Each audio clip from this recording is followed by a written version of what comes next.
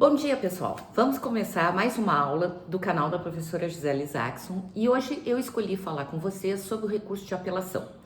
Sim, eu sei, já temos uma aula sobre apelação, especificamente a parte teórica, mas hoje eu decidi conversar com vocês a respeito da prática da apelação, como fazer uma apelação. Então é esse o tema da aula de hoje. Muito bem, em primeiro lugar nós temos que saber que o recurso de apelação é aquele manejado de uma sentença, né? Ou de uma decisão interlocutória que não esteja no abrigo do artigo 1015 do CPC. Lembra que nós também temos uma aula de agravo de instrumento e foi colocado lá que as hipóteses do 1015 elas são taxativas, depois o STJ acabou entendendo que essa taxação era mitigada, mas de qualquer sorte, à primeira vista, são hipóteses taxativas. Dessa forma, existiam outras decisões interlocutórias que não estavam ao abrigo desse artigo 1015 e ficavam como? Irrecorríveis? Não. Então, foi colocado que em preliminar de apelação eu posso recorrer dessas decisões que têm ficado ao longo do processo, das quais não era possível agravo de instrumento, e só vai se tornar preclusa a matéria no momento em que eu interpuser as minhas razões ou contra-razões de apelação e nada falar sobre. Muito bem, o recurso de apelação, o prazo é de 15 dias. Esse prazo de 15 dias é contar da intimação da sentença, tá? Para ambos os casos, tanto para recorrer das interlocutórias que não cabiam agravo de instrumento, quanto para recorrer da sentença. Claro que existem alguns sujeitos que o próprio CPC coloca que esse prazo é em dobro, por exemplo, a Fazenda Pública, o Ministério Público, a Defensoria, mas enfim, vamos trabalhar com prazo comum, prazo de 15 dias úteis, tá? Muito bem, o recurso de apelação, ele vem composto de duas peças. Uma peça é a petição de interposição e uma segunda peça são as razões de apelação. Lembrando que a apelação é um recurso para que eu veja aquela sentença anulada ou reformada. São as duas hipóteses que eu quero modificar a sentença. Quando é que ela vai ser anulada? Quando ela foi proferida e tem algum vício dentro dela, insanável, uma nulidade absoluta, que não é possível aquela sentença prosperar. Por exemplo, a parte não foi citada, tinha endereço certo, foi citado por edital e correu o processo à revelia. Bom, essa sentença, ela possui uma nulidade absoluta, que é a falta da citação, a falta de achar a pessoa no contraditório e fazer uma citação ficta para isso, né? Isso é caso de anulação da sentença. Existe também o caso dos vícios da sentença, extra petita, citra petita, ultra petita, quando a sentença não julga exatamente da maneira que se foi colocado, né? Então, na extra petita acaba saindo no comando sentencial assuntos que até nem foram tratados, né? Na ultra petita foi além do pedido, na citra petita ficou aquém. Bom, isso são causas de anulação. E o recurso de apelação também, ele pode ver, que é a forma mais comum, a revisão da sentença. Então, é a revisão daqueles chamados errores injudicando, ou seja, erros de julgamento. O que seriam os erros de julgamento? Uma má apreciação da prova, no meu entender, é claro, eu fui sucumbente, então por isso que eu estou entrando com recurso. Eu acho que o juiz devia ter observado, de repente, alguns depoimentos, algumas provas constantes nos autos, ou ele não fez menção, ou ele entendeu de uma maneira diversa, enfim. Eu quero reformar esse entendimento do juiz no segundo grau. Então, eu tenho sucumbência. Esse é o principal ponto para todo e qualquer recurso. Sucumbência, o que é? O prejuízo que eu tive dentro daquele processo, no caso, porque eu esperava ganhar e acabei perdendo. Eu esperava ser absolvido e acabei sendo condenado. Então, essa é a questão da sucumbência. Muito bem. Essa petição de interposição, feita essa breve análise inicial, ela deve ser dirigida ao próprio juiz prolator da sentença, certo? Por quê? Eu interponho a apelação no primeiro grau de jurisdição. Depois de interposta a apelação, intimada a parte para apresentar contrarrazões, a outra parte, simplesmente tudo é reunido e sobe para o segundo grau, onde vai ser analisado e apreciado pelo tribunal. Então, essa primeira petição, a dita de interposição, ela vem na frente das razões recursais. É uma peça que é conjunta, elas têm que ser interpostas juntas, tá? Bom, nessa petição de interposição, o que eu tenho? Excelentíssimo senhor doutor juiz de direito da tal vara cível da comarca tal, ou seja, aonde foi proferida a sentença.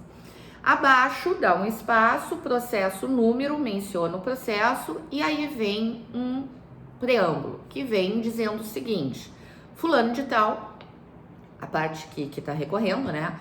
Já qualificado nos autos do processo em epígrafe, ação tal, movida contra fulano ou proposta por Beltrano, tá? E aí tu adequa conforme for a ação. Inconformado com a R decisão de folha tal ou a V decisão de folha tal. O que é o R? O que é o V? Respeitável, venerável, é uma maneira respeitosa de se referir à decisão que a gente está atacando, né? Então basta colocar R ponto ou V ponto, decisão que tu diz o que a decisão deu e por isso que tu tá recorrendo. A decisão que condenou o recorrente ao pagamento de 10 mil reais a título de dano moral, tá? Pelos fatos e fundamentos que vai expor nas razões anexas, né? Muito bem, isto posto requer o processamento da presente apelação com a sua imediata remessa à instância ad quem, ao tribunal ad quem, que é sempre o tribunal que vai julgar. É uma expressão em latim, tu coloca itálico ad quem, ou são duas palavras separadas, ou coloca entre aspas, pede deferimento, data e assinatura.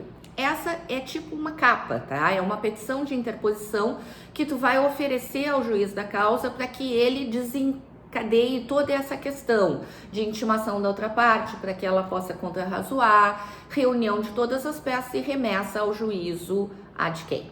Hoje, com processo eletrônico, pessoal, isso é interposto aqui, claro, no primeiro grau, no processo eletrônico do primeiro grau, e essa vinculação toda vai ser feita eletronicamente, não tem mais aquela questão da remessa dos autos ao outro juízo.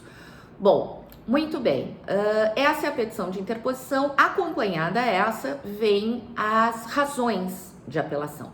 Então, são os teus motivos, as razões pelas quais tu decidisse recorrer, qual é a tua inconformidade. Pessoal, para a gente escrever boas razões de apelação, a gente tem que ler com muita atenção a sentença. Primeira coisa, lê com atenção a sentença, anota os tópicos que a sentença se referiu, aqueles que são contrários a ti, para que tu possas fazer um bom recurso.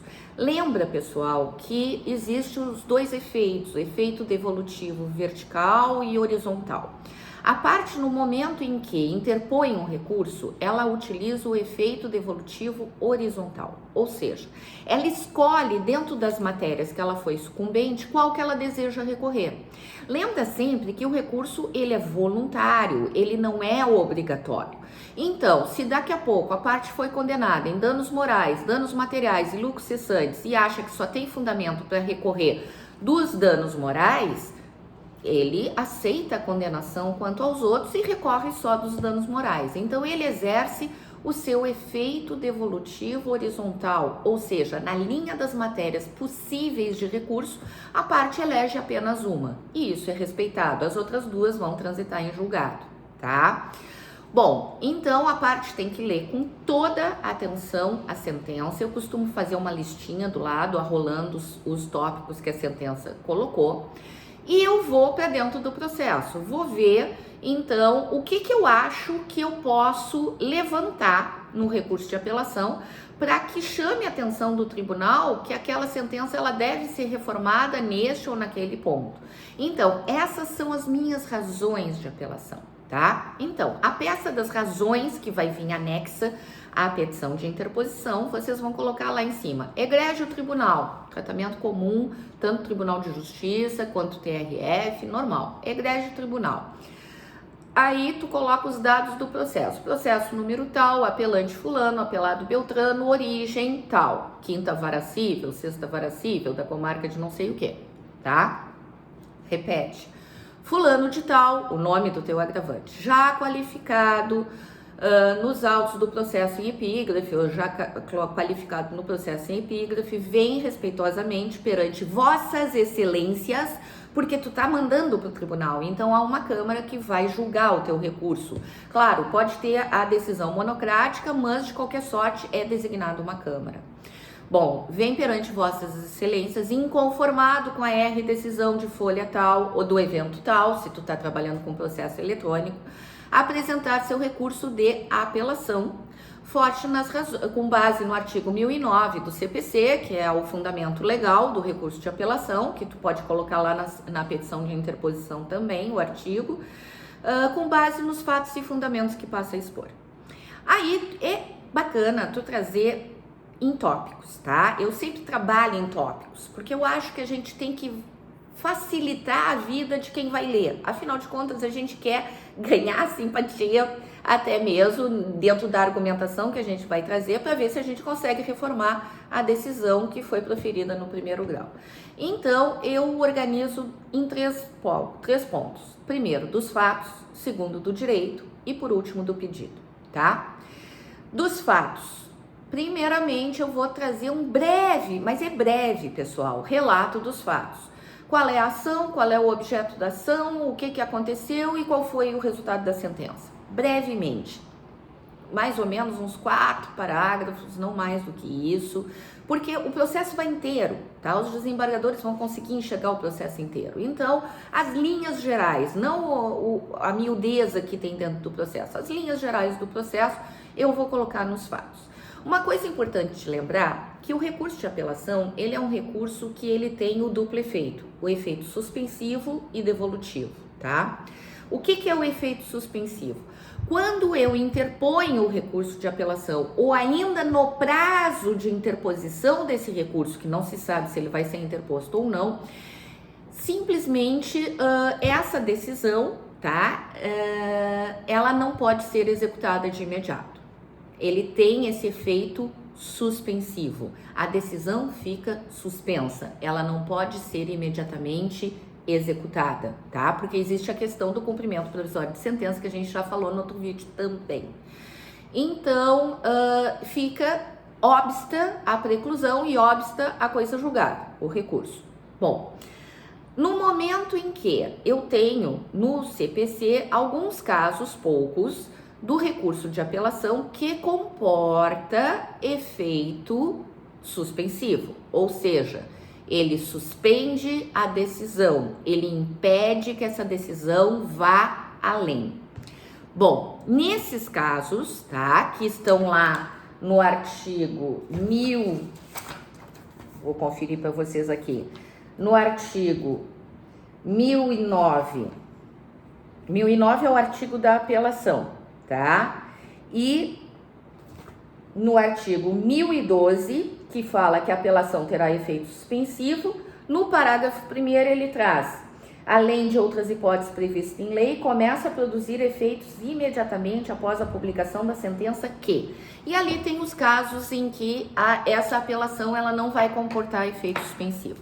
Nesses casos, se vocês quiserem atribuir efeito suspensivo a essa apelação, ou seja, aquelas decisões não vão poder ser executadas de pronto, tu vais fazer esse pedido no caso da apelação, tu vais fazer recurso de apelação combinado com pedido de efeito suspensivo, tá? E aí tu vai ter que fazer um parágrafo, né?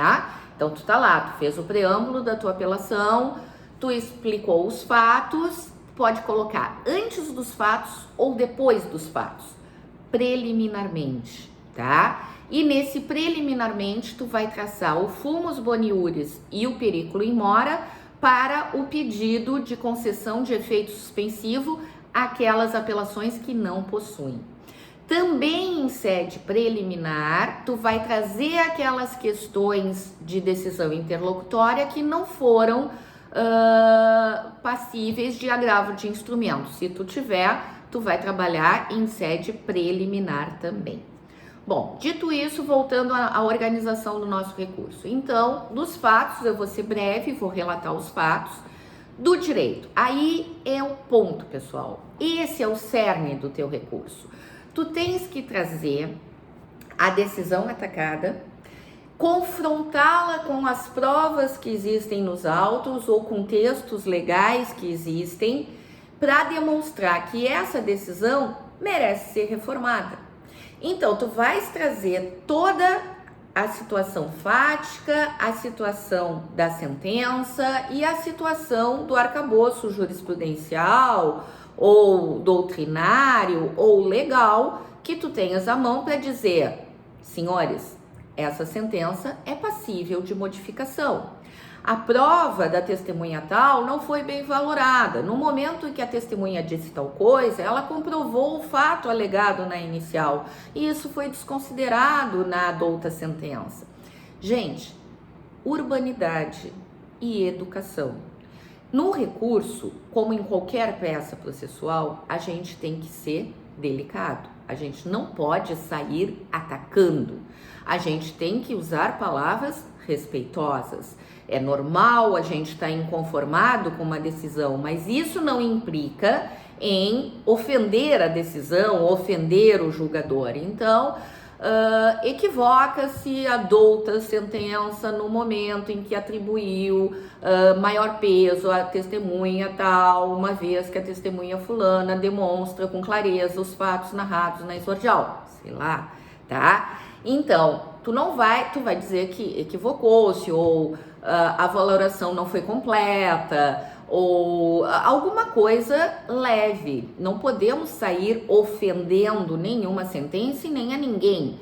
Não é o lugar do processo, não é um lugar para ofensas, nem um advogado contra o outro, nem os advogados contra o juiz ou contra as partes. Nós temos que manter ética, tá? E o direito é baseado em ética, tá? Feita toda essa argumentação na fundamentação, tu passa para os pedidos.